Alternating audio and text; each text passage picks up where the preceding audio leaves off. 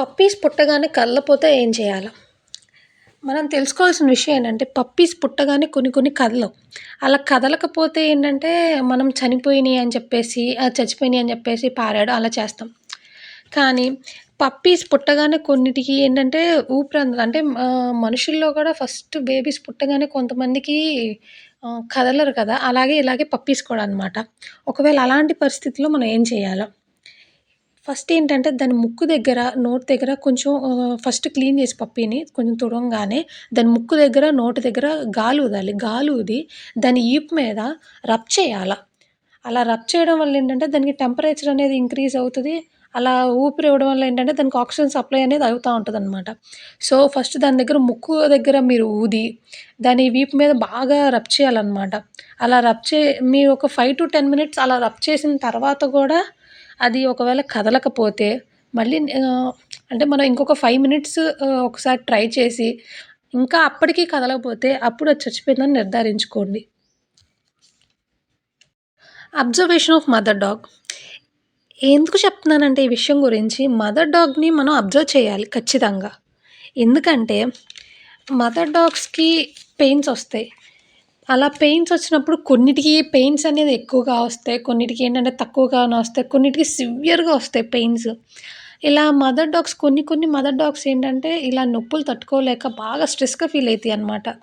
అవి ఏం చేస్తాయంటే పిల్లలు పుట్టంగానే వాటిని చంపేస్తాయి. ఎందుకంటే ఆ పెయిన్‌లో ఉండడం వల్ల ఆ పెయిన్ తట్టుకోలేక ఆ స్ట్రెస్‌లో ఉండి కొన్ని కొన్ని మదర్ డాగ్స్ వాటి పిల్లల్ని చంపి తినేస్తాయి.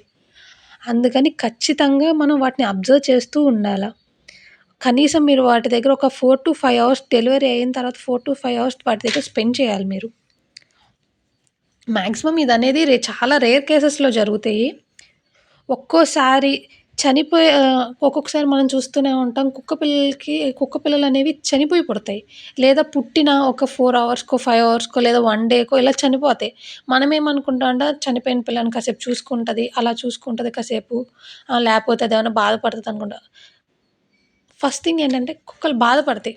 కానీ కొన్ని కొన్ని కుక్కల్లో రేర్ కేసెస్ ఏం జరుగుతాయంటే అది ఒకవేళ చనిపోయిన బిడ్డని మీరక్కడ ఉంచాలి అనుకుంటే మీరు కూడా అక్కడ ఉండాలి. ఎందుకంటే చనిపోయిన బిడ్డల్ని అవి చూసుకొని ఒక్కొక్కసారి స్ట్రెస్‌గా ఫీల్ అవ్వడం వల్ల గానీ, ఏ విధంగా అంటే అది కొంచెం మెంటల్‌గా ఇదవ్వడం వల్ల గానీ, ఆ పిల్లల్ని తినేస్తది అది. తినేసే అవకాశాలు చాలా ఎక్కువగా ఉంటాయి. సో, అందుకని చెప్పేసి మీరేం చేస్తారంటే మదర్ డాగ్‌ని ఎప్పుడు అబ్జర్వ్ చేస్తూ ఉండాలా.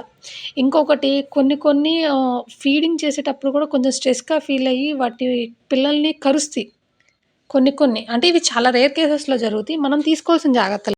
చాలా మందికి వచ్చే డౌట్ మదర్ డాగ్స్‌కి, పప్పీకి బాత్ చేపిచ్చవచ్చా? ఈ క్వెషన్‌కైతే ఆన్సర్ నేను చెప్పేది నో. చేపిచ్చకూడదు. ఎందుకంటే పప్పీస్‌కి టెంపరేచర్ చాలా తక్కువుంటది. సో, మీరు బాత్ చేపిస్తే అవి టెంపరేచర్ పడిపోయి చనిపోయే చనిపోతాయి.